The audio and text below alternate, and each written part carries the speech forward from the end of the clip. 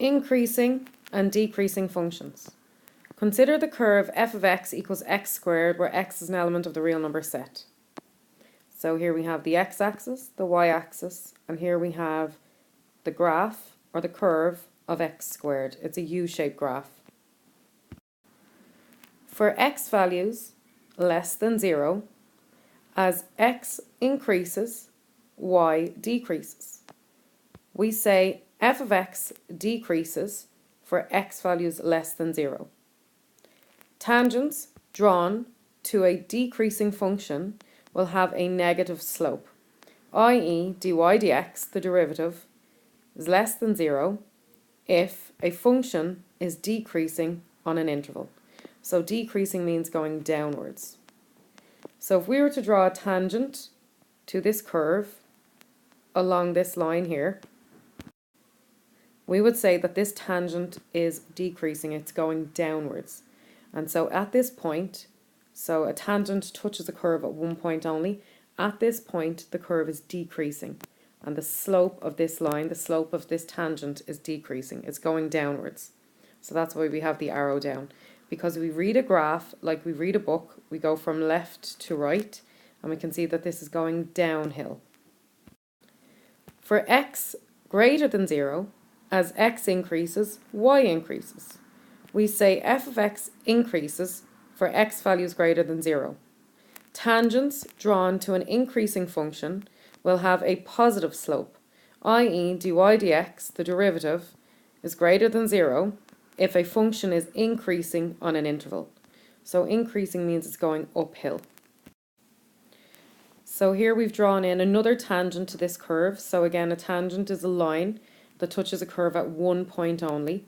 And we can see that this tangent is going upwards, it's going uphill. So again, we read a graph like we read a book from left to right. And going from left to right, this line is going upwards, so it has a positive slope. So we say that the curve is increasing at this point.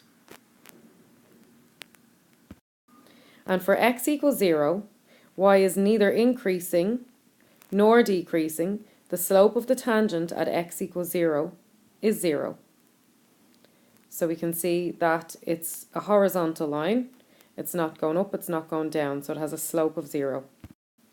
And if we were to draw that line in red, we can see that at this point, at the minimum point on the graph, the tangent has a slope of 0. It's a flat line, it's a horizontal line.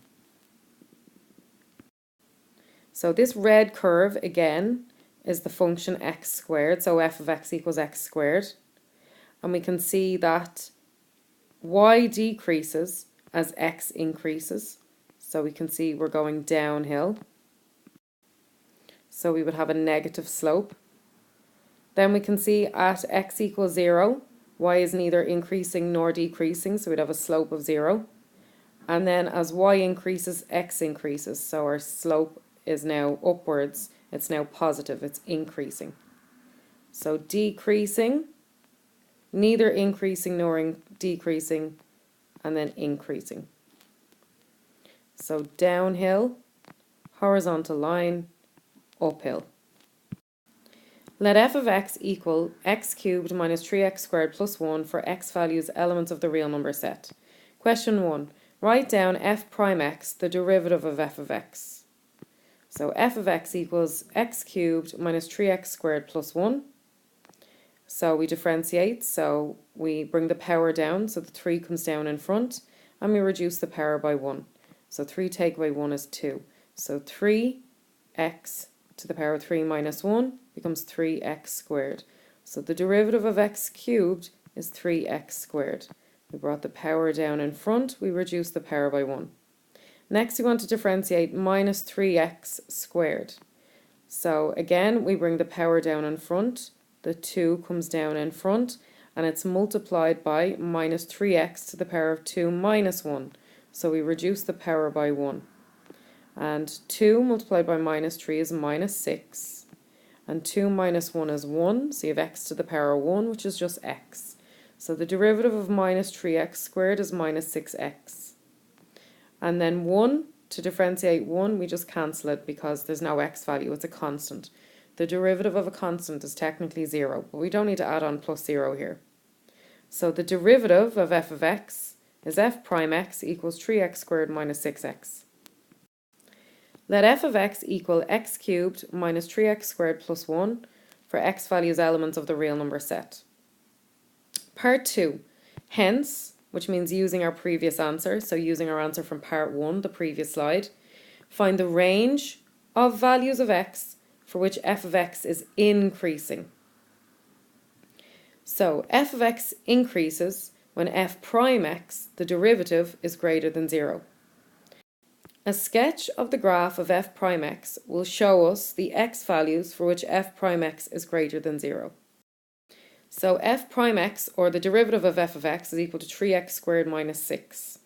So this is what it looks like. It's a U-shaped graph. So remember, we started off with a cubic graph. So f of x is x cubed, a cubic graph, which is an S shape. But the derivative of that is an x squared, which is a U shape. So we factorize, so we say, well, what's common to both? 3x is common to both. So 3x into 3x squared leaves us with x, and 3x into minus 6x goes minus 2. And to check are we right, we multiply out the brackets. 3x multiplied by x is 3x squared, and 3x multiplied by minus 2 is minus 6x. So we know we're right, we factorized correctly. So to find the x-intercepts, we let f prime x, so the derivative, equal 0. So we let 3x multiplied by x minus 2 equal 0, because that's what we got when we factorized. So then we let the 3x equal 0. So 3x equals 0. So we divide by 3 to get the x on its own. So x is 0 divided by 3. So x is equal to 0, because 0 divided by anything is just 0. And then we let x minus 2 equal 0. And then we bring the minus 2 over the equal sign, it becomes plus 2. So x is equal to 2. So our two x values are 0 and 2. So the 2 points at which the curve will cross the x-axis is 0 and 2. So if this is our x-axis, then this is the point 0 on the x-axis, and this is the point 2 on the x-axis. So these are the 2 points where the curve crosses the x-axis. So 0 and 2. 0 and 2. So reading from the graph, f prime x is greater than 0, which means above the x-axis, when x is less than 0 or x is greater than 2. So this is our curve. This is the x-axis. So we're interested in when f prime x is greater than 0, so we're interested in what's going on above the x-axis. So this is the x-axis, so this is above it. And all these values are less than 0. And this is also above the x-axis, and all these values are greater than 2. Therefore, f of x is increasing when x is less than 0 or x is greater than 2. If we'd been asked where is it decreasing, we'd be interested in all the x values below the x-axis. So we'd say it was decreasing between 0 and 2. Stationary points. Maximum points, also known as humps. So as x increases, the gradient goes positive, then 0, and then negative. So the slope or the derivative goes positive, then 0, then negative. So we can see we have an N-shaped graph here, which would be minus x squared. We can see that the gradient is increasing. Then it has a gradient of 0, a slope of 0, and then it's decreasing. So positive slope, slope of 0, negative slope. And likewise, for a U shape, we have a minimum point, which is known as a throw. So as x increases, the gradient goes from negative to 0 to positive. So we have a negative slope, a slope of 0, and a positive slope. So we're going downhill, then we have a slope of 0, then we're going uphill. So here we have a maximum point, here we have a minimum point.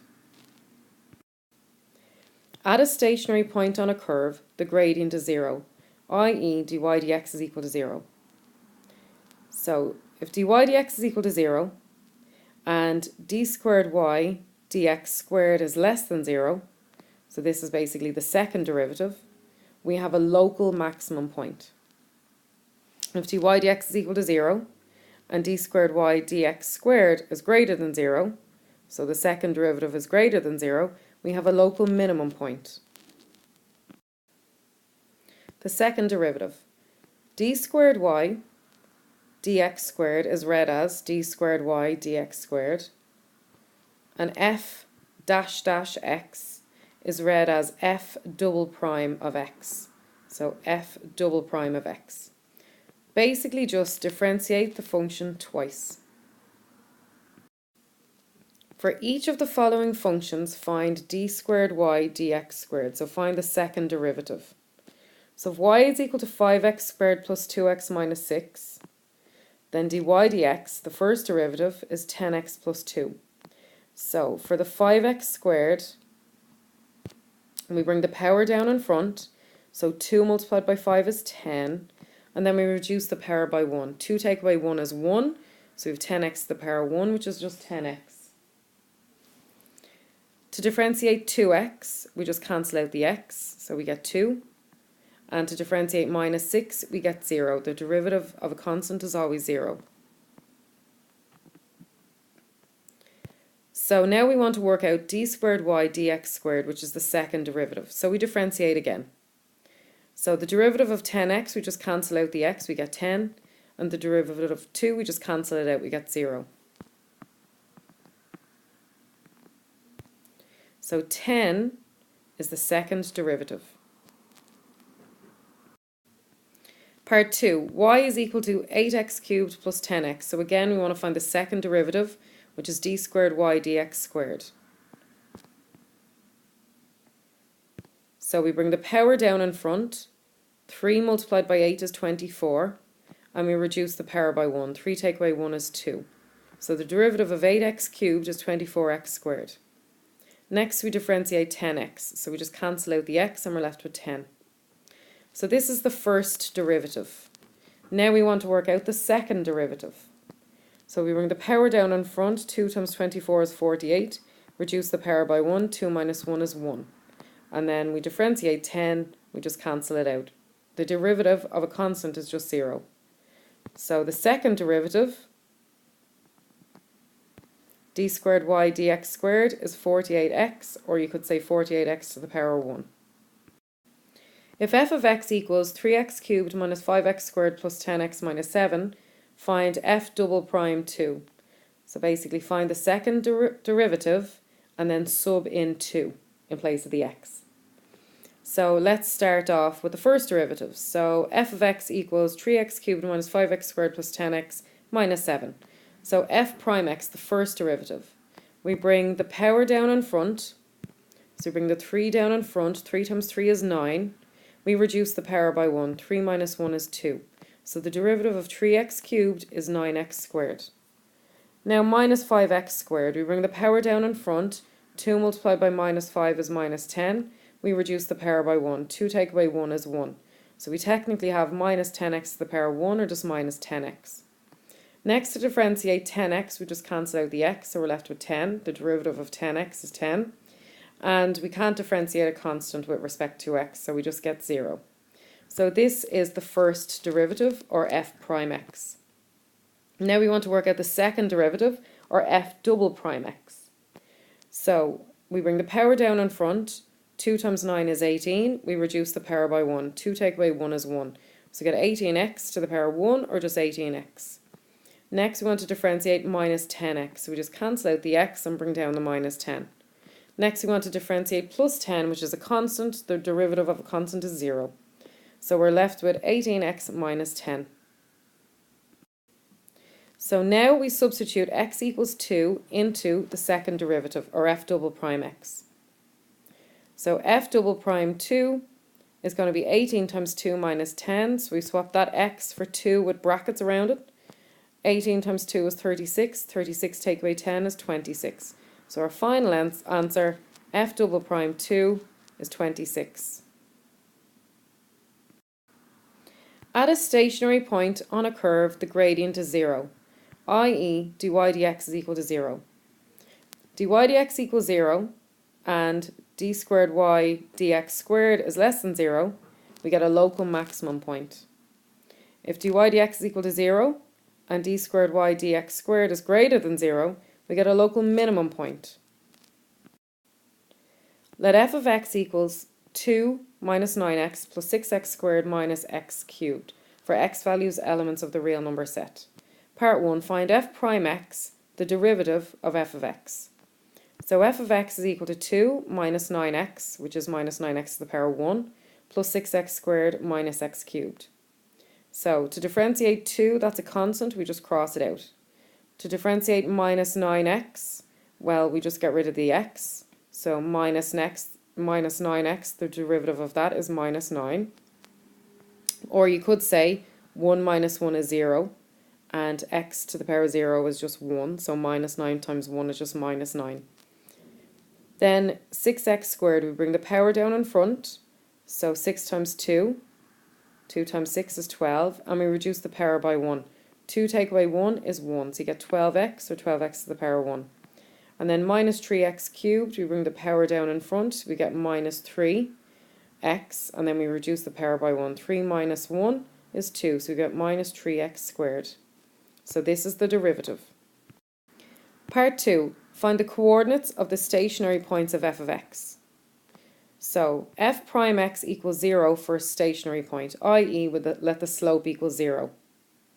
From part 1, we had minus 9 plus 12x minus 3x squared. So this was our derivative. Now we let it equal to 0. We divide across by minus 3. So minus 9 divided by minus 3 is technically a positive. So we've plus 3. 12x divided by minus 3 is minus 4x.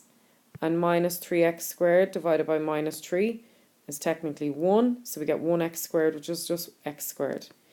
So notice that we've arranged them so that the x squared comes first, then the x, and then the number. So now that we have an x squared, an x, and a number, or a constant, we can factorize. So to factorize an x squared, we put an x in front of both brackets. Then we get the factors of the constant at the end, which is 3 times 1.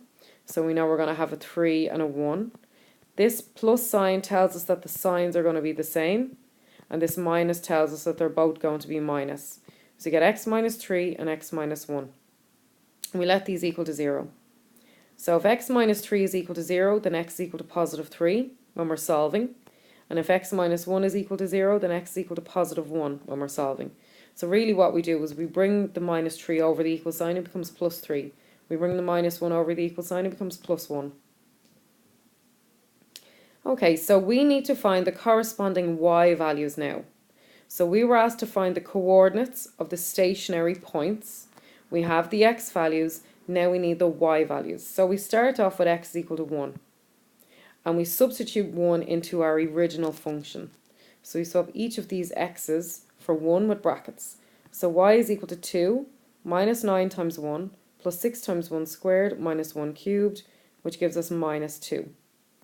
So one of our stationary points is 1 minus 2. Then we do the same with x is equal to 3.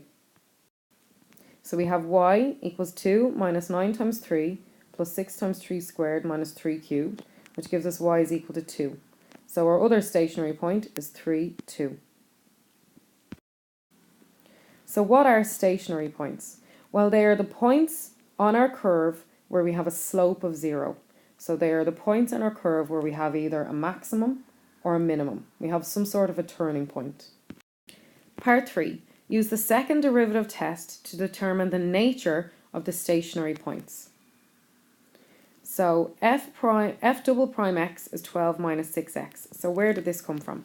Well, our function that we were given, or our curve, is f of x equals 2 minus 9x plus 6x squared minus x cubed. Our first derivative, f prime x, is minus 9 plus 12x minus 3x squared. So we got that from the previous slide.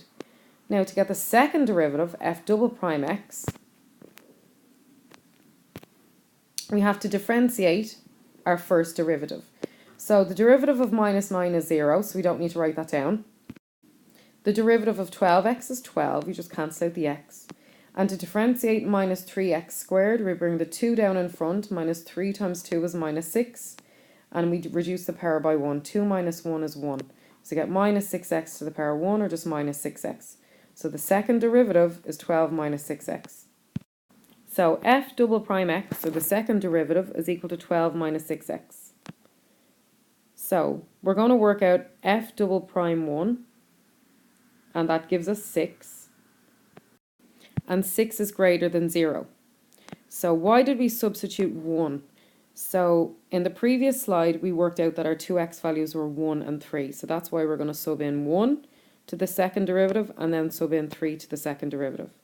So the second derivative is 12 minus 6x. So 12 minus 6 times 1, so swapping that x for 1, gives us 12 minus 6, which is 6. And 6 is greater than 0. So 6 is greater than 0, therefore at x equals 1, there is a local minimum. Next we're going to work out f double prime 3, which works out to be minus 6, which is less than 0. So again, we take our second derivative, 12 minus 6x, we swap that x for 3 with brackets, and 12 minus 6 times 3 is 12 minus 18, which is minus 6. And minus 6 is less than 0. So minus 6 is less than 0. Therefore, at x equals 3, there's a local maximum. So the coordinates of the local minimum are 1, minus 2. So we have an x value of 1 for a minimum. So the corresponding y value is minus 2, because 2 minus 9 times 1 plus 6 times 1 squared minus 1 cubed is minus 2. So that's our y value. Again, we worked it out in the previous slide, but just showing you again where it comes from. So we swapped each of these x values in our original function for 1, and we ended up getting minus 2. And then the local maximum is 3, 2. So at x is equal to 3, we had a maximum, so all we had to do was find the y value. We did work that out in the previous slide, but just to show you again where that came from, we take our original function, we swap each of those x values for 3. So we have 2 minus 9 times 3 plus 6 times 3 squared minus 3 cubed. And that gives us 2. So that's where the 2 comes from. So our local minimum is 1 minus 2. And our local maximum is 3, 2. Part 4, hence, which means using our previous answers. Sketch a graph of f of x in the domain x values between minus 1 and 5 for x values elements of the real number set.